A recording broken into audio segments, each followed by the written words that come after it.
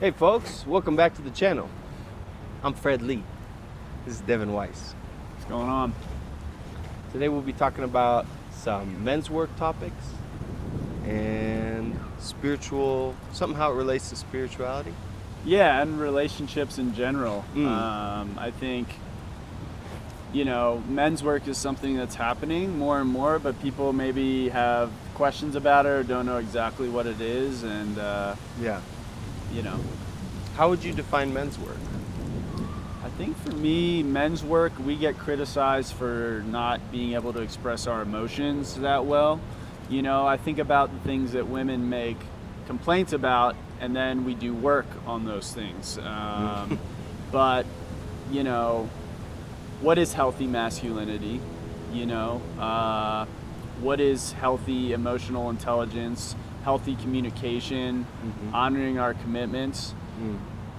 And what it is to be a man in this world. And men's work is a way where people can get together and support them in their struggles and what they want to accomplish. What is it to you? Yeah, no, I really like that.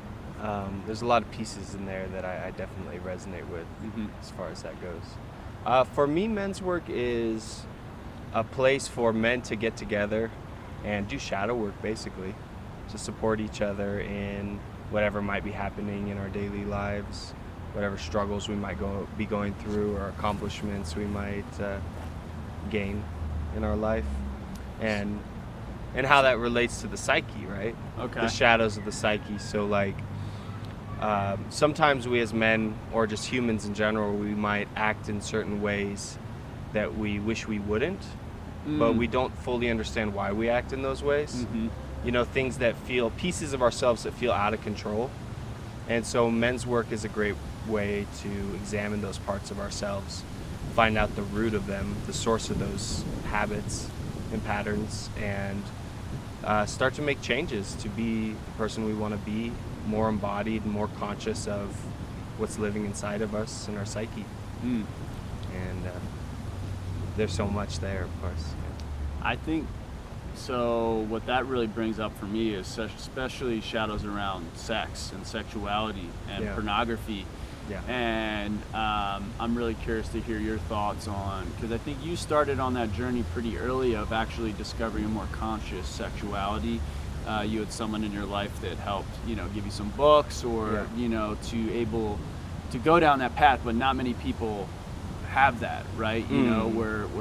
We're hooked on the porn at an early age, and that becomes our model for sex and sexuality. I'm curious to hear how that's been for you. And I think, it's just a lie for me because it's not really talked about in our culture. It's coming out more and more. I feel like it's very conflicting beliefs or conflicting values. It's like our culture is simultaneously hypersexualized through advertisements and porn, and also repressed. Like it's not, it's in the shadows, right? It's like, and so I think that's one thing, especially around pornography and stopping it, that to stop engaging in that will bring you more bodily awareness, like things like that, about, because when we're watching porn, we're not in our bodies, we're out of our bodies, we're in a fantasy. But when it actually comes to lovemaking, you need to be highly attuned, and porn is not training us for that. No, absolutely. I think porn is training us to be seeking quick gratification, of course, variety in women. And ultimately, I think, somebody commented on this recently, a therapist that works with men, and their observation was that porn is actually creating a lot of self-hate for men. That because I know the men I've talked to about porn, it's almost like something else takes over. It's hard to resist that urge sometimes, but as soon as it's over and the ejaculation happens, there's shame, there's this feeling of disgust and dirty, like, why did I do this? What am I doing? Yep. You know what I mean? And so it's like, what is that creating as far as how we view ourselves as men, right? How is that eating away at our value, sense of self, self-worth? And also, how's that affecting our relationship to our own sexual energy, our own life force, right? Because I was thinking about, in a lot of these like Taoist traditions or sexual practices, there's like magic that can be made in ejaculation. You can put so many intentions into this life creating force. And I think it's a good thing to think about, that it goes beyond just relationship with women, right? It comes down to what's my relationship to myself and my own energies. And I think for me, like being on a spiritual quest is like, at first I repressed sex and anger. Yeah. And these things that were considered more masculine, and I feel like, I wanted to be loving, compassionate, and all these things, but there's this anger there. Yeah. Oh, I'm just not going to look at that, or, oh, I'm horny, sex. Like, no, that's not, I need to be like brahmacharya. I need to be able to transmute this energy. And we're not taught that stuff. I could have really used some sexual transmutation practices in high school when my like freaking hormones are just raging. Yeah. It's just like I have this power that can be directed a number of ways, but I wasn't really taught that, Totally. And the Taoist and the Tantric teachings really kind of open up a new world of possibilities as far as, and again, it's not just like having better sex, which I know people want that, but it's about, awakening and like you said, discovering our own relationship with ourselves and that energy. Yeah, totally. And being embodied, right? There's something disembodied about thinking of our sexuality as our cock and balls and our imagination, right? It's it's disembodied. And I think, our whole being is a sexual being.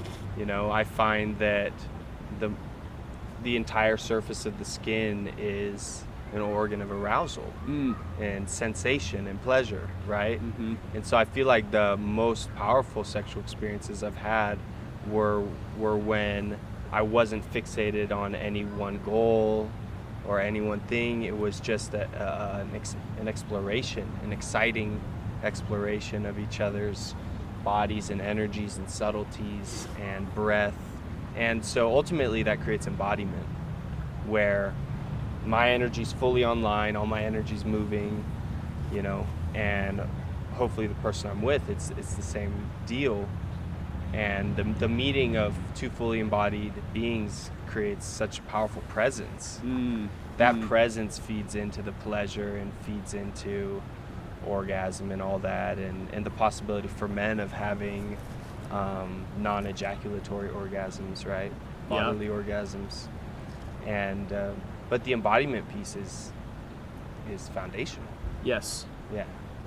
In order to become multi-orgasmic or to have non-ejaculatory orgasms, you need to be pretty embodied and aware, of not only your just like pelvic floor and your balls and your member and all that, but also the different subtle energies. And I think it's like we want to get, especially with like masturbation, you just want to get the job done, versus what you're describing is like you're exploring, and the goal isn't to just get off, right? And another reason why this is so important is because I don't know if you've noticed this, but if like I have an orgasm, I'm feeling super connected to my partner or whatever, and then it's like, all right, get away from me almost, or I want to be alone now. And that's not going to feel good to the person you're with. And so the added benefit is like, if you're exploring sexuality in this way, where the goal is an orgasm, and in fact the goal is to not have an orgasm and to see how long you can extend it out and then stop, I think you're going to feel a lot more connected, you're going to feel energized, you're going to feel embodied, versus just feeling drained, and then, you kind of almost have a hangover a little bit, or I think,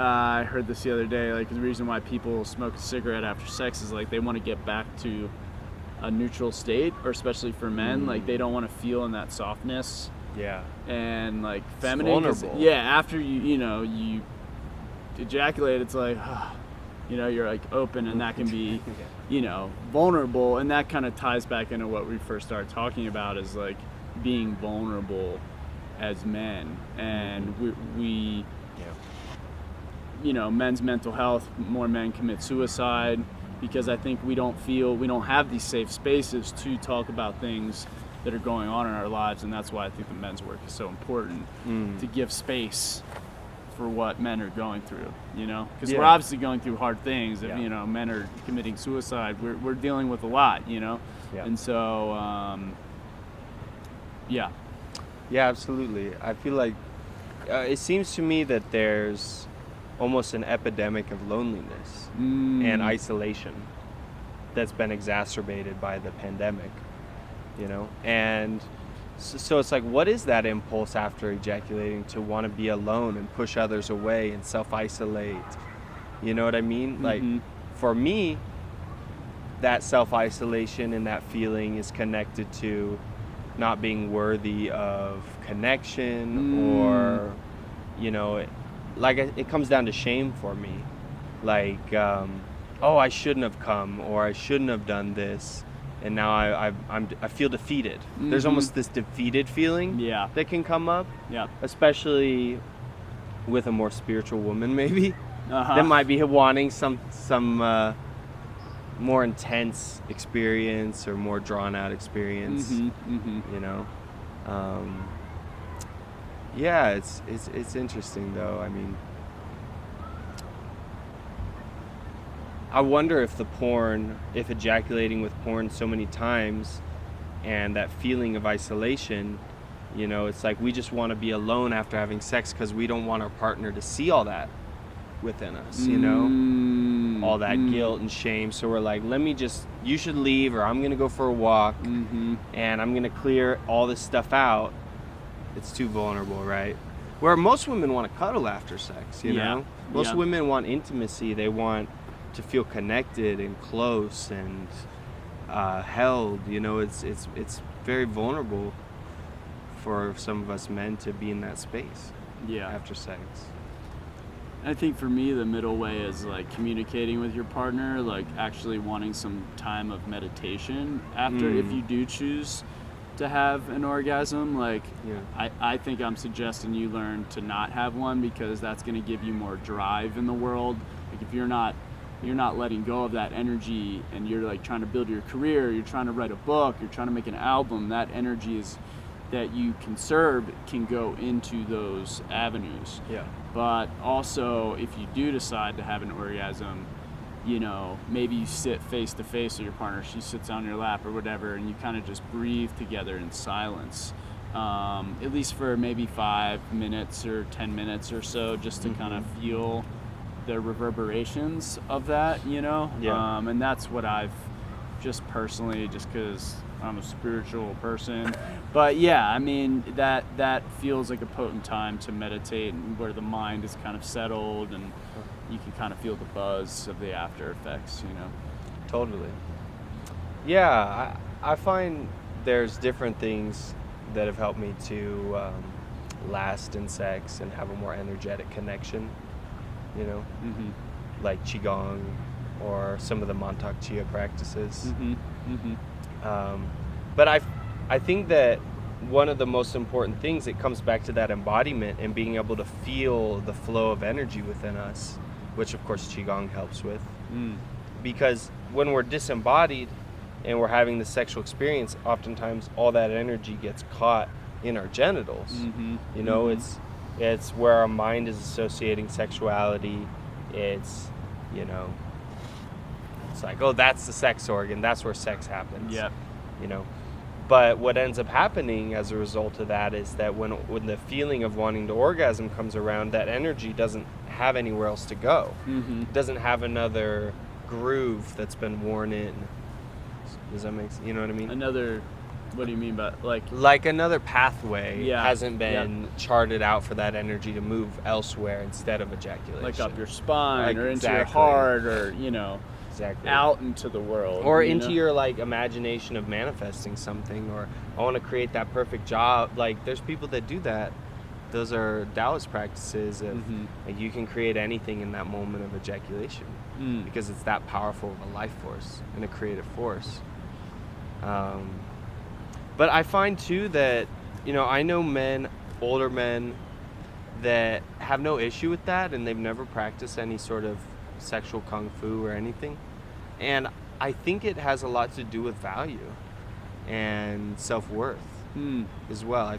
I've experienced this piece in relationship where when all my things are taken care of, I'm super stable with work, bills are paid, I just feel like I'm the man, very embodied in my masculine, very empowered. It doesn't come up as much in sexuality to feel out of control. It's like the more in control I feel in my life, I feel like the more in control I am sexually too. I feel like there's a parallel there that I've noticed. 100%. Well, interesting. So, meaning you're in control in the sense of like you're able to resist the urge to have an orgasm, or, you know, what do you mean by that? Like, I get control of your life, like the bills are paid, work's good, food's in the fridge, you know, like, so how does that translate to sex as well? Right. Well, I think that something about, this is an interesting question, I haven't really fully worked this out, as far as what's the relationship between having everything together in one's life and the sexual energy. And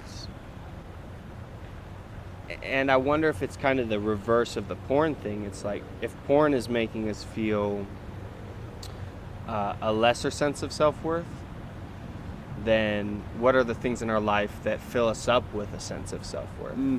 You know, and I feel like responsibilities and taking care of those things do fill that reservoir. Like I'm useful, I'm taking care of things, I'm all this, you know, is valuable. I'm adding value to the world, to my own life. And as far as how that relates to sexuality, I mean, it's almost like when there's not, I'm kind of relating it to chaos and order. When everything's handled in one's life, there's an order, right?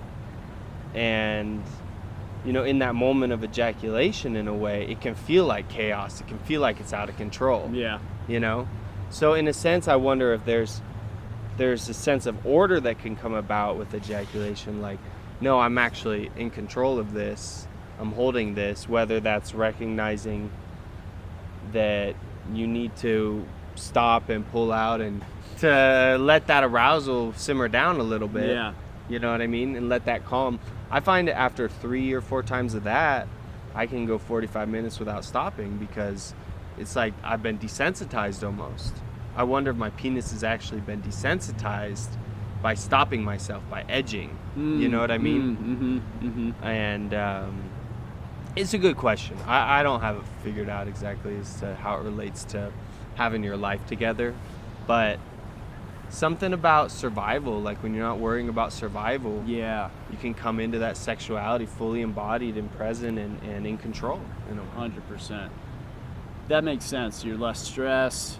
You know, if you feel like things are taken care of. And I think if you do have things in order, that takes discipline and takes a certain amount of willpower. And I think that translates to if you're new to, like, you're interested in the Taoist stuff, you're interested in the tantric stuff, it's going to require a level of discipline. You know, which means the edging that you mentioned is like you get close to orgasm, but then you stop. You get close to orgasm and then you stop, versus like if you're just out of control, you're just going to let that feeling take you over and then maybe feel that sense of defeat, which then will not make you feel very good about yourself, low self-worth. So, I mean, that's a huge one. I think many people struggle with that, just self-worth in general, you know. It's core wounding for a lot of us. Core wounding. And, you know, I don't want to blame capitalism for that, but I think it's very fascinating to me, like when they asked the Dalai Lama about self-hate, he was like, what are you talking, like when the translator translated it, he didn't really understand that, because I guess Tibetan people, or in Tibet, they didn't really have that experience. And I think it's pretty common in Western culture, where we just don't feel good enough, we hate on ourselves, we criticize ourselves. I know I'm not alone in that, but I think that's such a core wound to address, not, you know, specifically in men's work, but I think for a lot of people. You know? Absolutely. I mean, that's a big shadow piece. Yeah, I can really only speak to my own experience of that, and you know, it's like if our parents or the school system around us is demanding that we be a certain way, we show up a certain way, you know, these expectations on children, right? Where a child is really just supposed to explore and learn and discover things, try things out, fail, trial and error, you know. But I think when all these expectations are put on children so young, the authentic part of themselves feels like it doesn't have a place to express itself. So in a way, it dies or it disconnects. It goes dormant. Another part goes dormant so that we can just be what the adults want us to be. Why? Because we want their love. We want their attention. And I mean, I can speak to that with my father. I love my father, and I've done a lot of men's work to have a good relationship with my father at this point. And I can say that when I was a kid, he didn't have any interest in what I was interested in, right? He didn't show interest in my emotions, my imagination, just me as an authentic being. He didn't show interest in that. You know, he was only interested in showing me what he liked. So what did I do? In order to gain his approval, I went along with everything he liked, you know? And that part of me that was into this or that never got any positive reaction from him, kind of got pushed into the shadow. And I think that for me is a part of that self-worth core wound is, I'm not worthy in my authentic self to receive love. I actually have to be inauthentic in who they want me to be in order to be worthy of love. But the real me's not worthy. That makes me want to ask, like, so these different ways that we can achieve self-worth, both externally and more importantly internally. Yeah. Right? Like, because I can't deny that if I do something externally that gets me some praise or fits society's standard of success, it boosts me up a little bit. But I think it's kind of a cliche to think of like maybe an actor or whatever that's had success in the real world, but they feel miserable inside. Like they have all the trophies, they have the house, the cars, but that core within themselves still doesn't feel good enough. And you know, there's that book called Happiness is an Inside Job. So it's like, what are the ways? Because I've been looking at this for over a decade and still don't feel completely solidified in that inherent self-worth. I've gotten a taste of it, right? But it just seems like it's getting attacked all the time, you know. And I think this comes down to knowledge of ourselves, discovering that authentic being that maybe got pushed aside, you know. And so like, what's been your process of kind of, you know, reinvigorating those parts that maybe had to get pushed aside in order to get approval, you know, from dad, you know? Yeah, totally. Well, you know, since it's a core wound, that just means a lot of things are around it, right? That might be layers of anger, grief, from, you know, anger for not being acknowledged or seen in any nurturing way from my dad, in a way that I needed, that children need. Yeah. You know?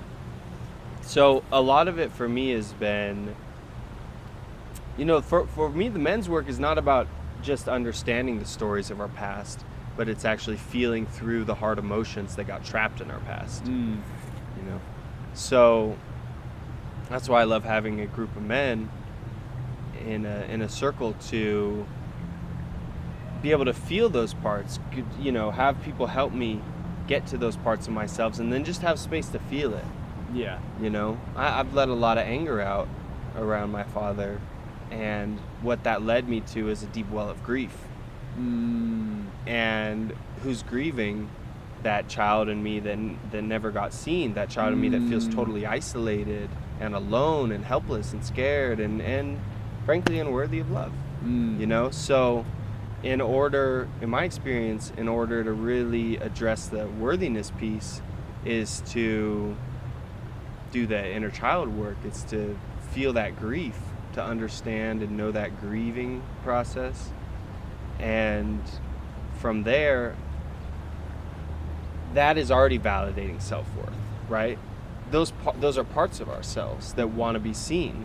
So just by feeling the grief that we have inside of us, we are self-validating. We're saying these parts of ourselves are worthy of being seen, felt, understood, held, and that in itself is a healing process of self-worth. Honoring all those emotions. Not just, honoring them, but like I said, really feeling through them, not trying to distract from the feeling of them, and not trying to get into the story too much, but staying in the body, awareness in the sensations of the body when grief arises, when anger arises, when any part of ourself arises, right? Because it's like, I'm growing up and I'm taught anger is something that's not allowed to be expressed. Crying is not allowed to be expressed. I saw my dad cry maybe once in my life, a single tear, And so I got this understanding that, these parts of myself aren't allowed to be expressed. Those are pieces of myself that are unworthy now.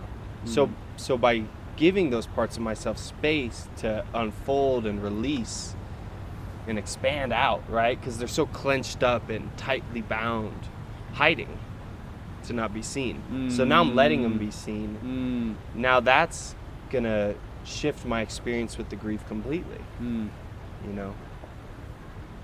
I think it's a process of giving loving presence to each part of ourself as it comes up naturally. And that is self-loving, and that is a process of creating worthiness and self-worthiness. Yeah, when you mention self-love, I can see a lot of men, and I feel that within myself of like, why would I do that? That sounds feminine or what? Yeah, that sounds too feminine. Like, I can appreciate myself. Maybe that's a first step. You appreciate how far you've come or what you've accomplished, versus it feels like more for me, the masculine is like, I'm constantly like critiquing myself. How can I get better? How can I be better? And there's not anything necessarily inherently wrong with that, but I think, like you mentioned, the inner child, it's like the inner dynamic of my inner parent and my inner authority with that inner child. And I think what can happen is that if you're too tough on that child, like within yourself, you're either going to get really depressed or you're going to sabotage whatever it is you're trying to accomplish. If you're not giving space to that, part of you that just wants to do those things you loved as a kid. For me, it would be like drawing.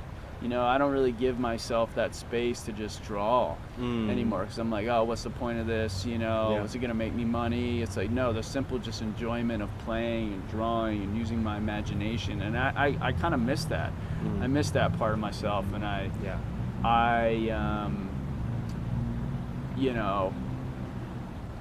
want to nurture that part and just be aware that I feel that way. That there's a part of me, that artist, that drawer, that I should give time to that. Maybe it's once a month or once a week, whatever it is, Sure. But it's just like as you're talking about these things, I think of all the ways we need to squish and constrict, and then this is okay, but that's not okay, and just the ways we kind of just get thrown around, and then we get to a point now where we're a little more mature and we're like, wait a minute. I need to decondition some of these things. You know, I need to sit with myself. And I think this is a good segue into talking about maybe some of the practices like of fasting and your spiritual path of like, you know, having a couple days to really sit with yourself and see what's authentic for you. You know, because we've been pasted and people put all sorts of different beliefs on us, coaches, parents, teachers, to find out what's really true for us or what we actually value.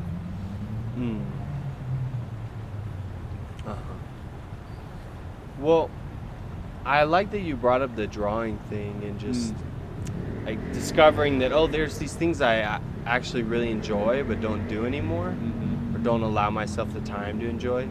Maybe I don't give value to those activities anymore. But I also like that you said the inner parent, inner child dynamic.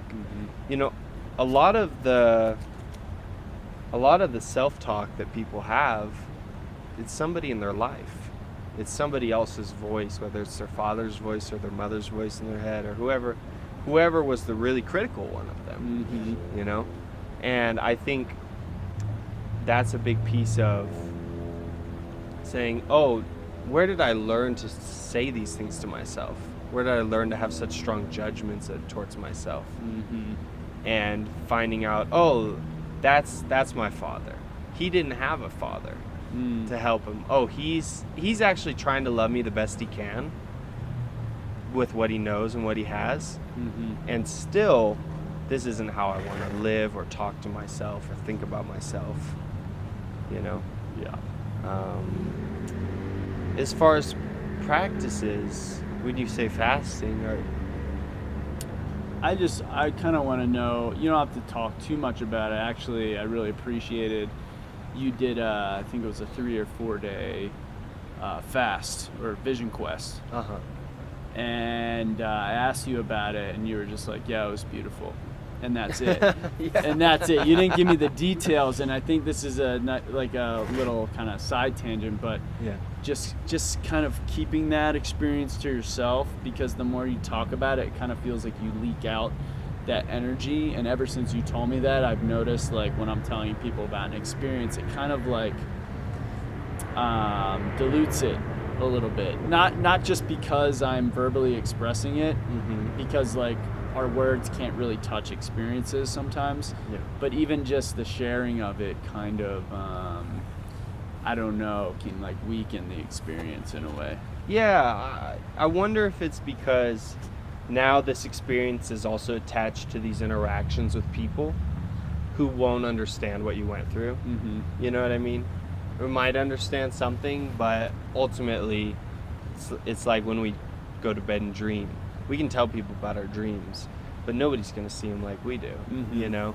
So nobody will really know what happened to me in that, in those however many days, you know? But, you know, so having worked with Lakota people for maybe 9 years or something and sitting in ceremonies, this Hanblecha, this vision quest, you know, it's a time to pray and heal. It's a time to get clear. You know, the last time I did that, there was a piece of me that there was some sort of pain in me. I didn't know what it was connected to, you know?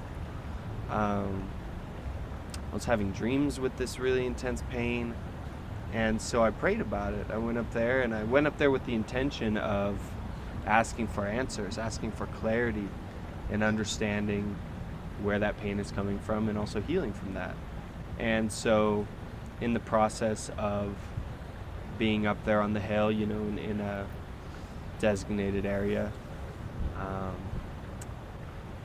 through the prayer and through invoking those feelings, those really hard feelings, I came to clarity around what I got the answers to my prayers, basically, you know.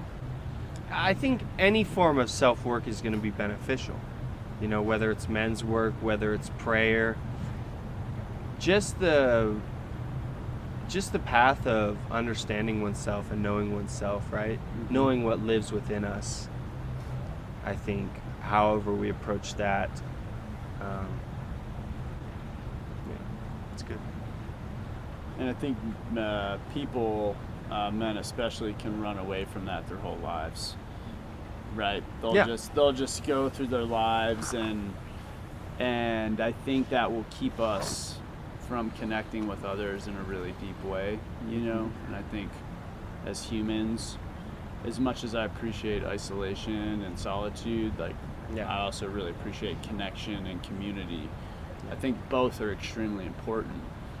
To do the self-work, the inner work, and then we go out, we get reflected, you know, people are triggering us, and you know, I want to kind of congratulate you for doing that deep work, and now you're more of a clear vessel, and now you're not necessarily putting your baggage onto other people, right? Less so than ever. It's not to say that I've done all this work and I'm perfect. It's nothing like that. It's nothing like that. There's always work, right? And I'm working with pieces right now, definitely. But yeah, I mean, really what it is it's like, say for a long time I'm just getting frustrated. I'm getting angry in the stupidest situations, you know? It's like, why this cashier is taking a long time, and I'm getting pissed. Why am I getting pissed about a damn cashier? It's not that important. To validate that, to justify the anger I'm feeling, right? But it's a projection of an anger that's undealt with. You know, it's like I'm getting angry at this cashier because I don't know who I'm actually angry at. I need someone to be angry at because it's in me. I need to get it out of me as soon as possible, right? Maybe it's mom. Maybe I'm really angry at mom. You know, and I need to address that so that when I do get angry and I start to, you know, feel some way towards a random person that doesn't even know me, I can recognize, oh, there's that anger again. I've made a relationship with this anger. So I see it coming. I know what it feels like. I know what it's connected to. So when it comes up, instead of getting mad at so-and-so for no reason, I can say, oh, I'm feeling angry. This is similar to how I was treated by somebody else, you know, or this reminds me of another person in my life, the way you're acting. And you're not doing anything wrong. It's just what you're doing. It's triggering something in me. It's not your fault. It's triggering something in me relating to my pain of my past.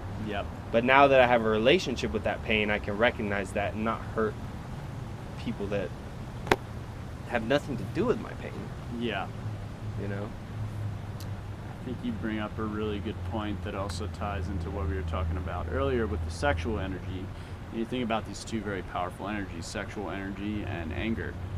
And I've always been fascinated by how can I be with this without repressing it and without grasping and indulging in it fully, right? It's like, because when anger is present, it's like, I just want to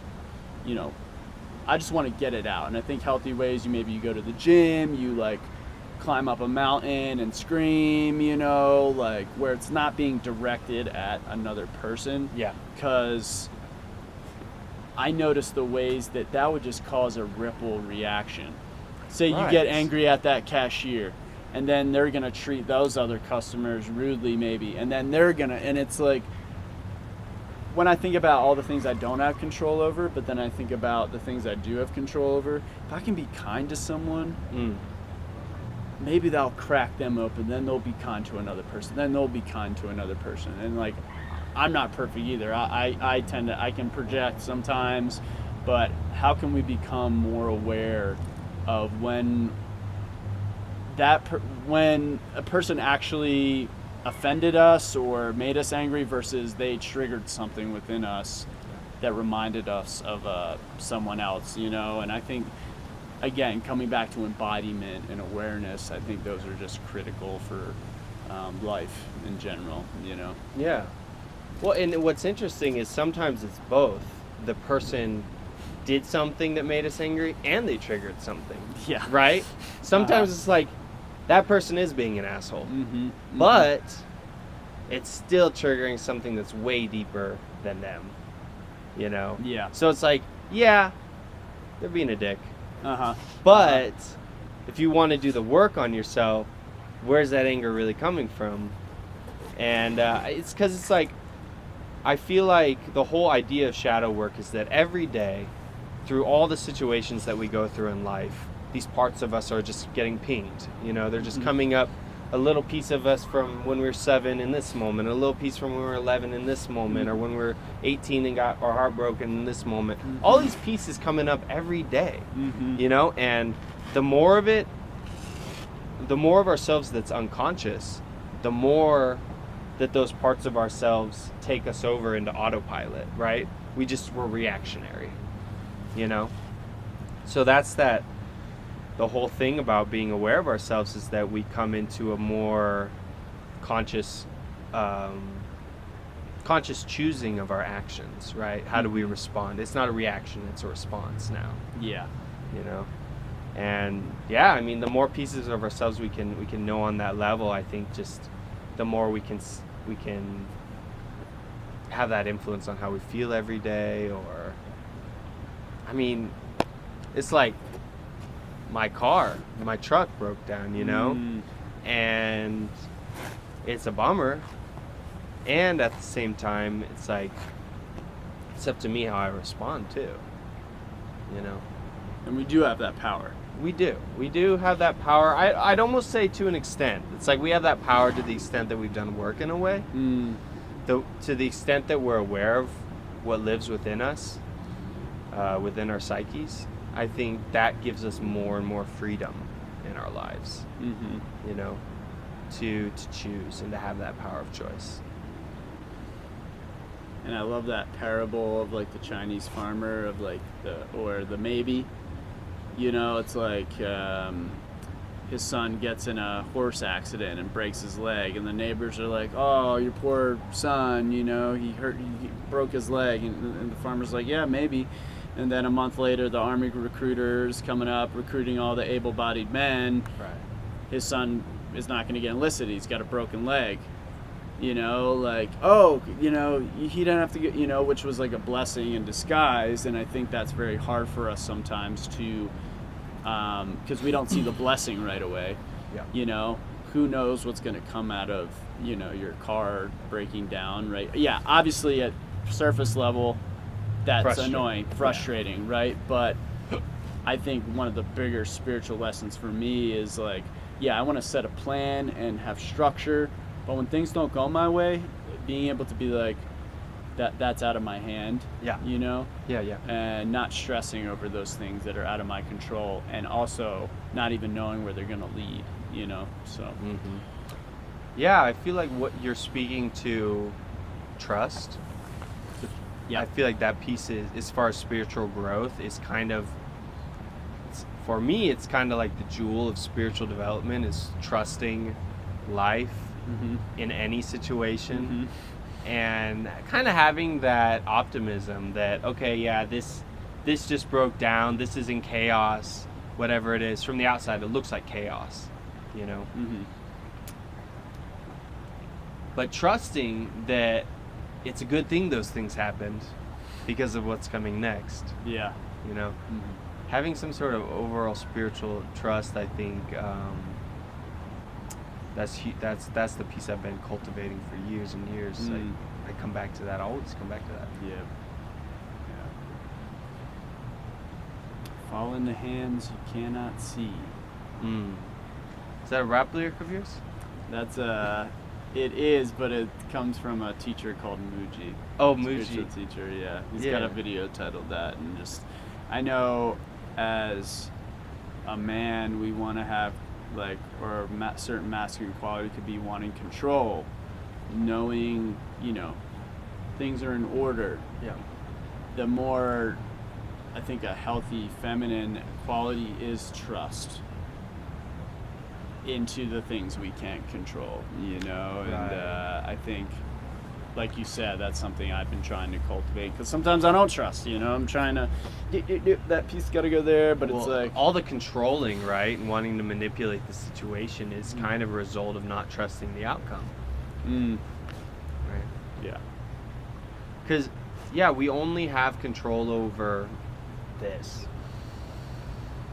nothing that happens out there. We can't control it. So I think that's the beauty of having these kinds of conversations and sort of pointing people towards inner work in some sense, is that that's all we can do, really. Yeah, because your work is going to ripple out to everyone you relate with. So yeah. And if you believe in family consciousness, that our bloodlines have some sort of synchronized connection, that the work we're doing on ourselves is affecting our family members on a DNA level. Yeah, That's something interesting. I'm going to cover that in our next episode. I feel like we covered a lot. I feel like we talked about a lot of cool stuff. Yeah. So if you like what you heard, you like what you seen, we're gonna have more of these kinds of conversations and around men's work, spirituality. We're gonna interview people, right? You know, so cool. Yeah. Thanks for the conversation, bro. Thank you, dude. Like and subscribe. Follow our channel. We'll see you next time. I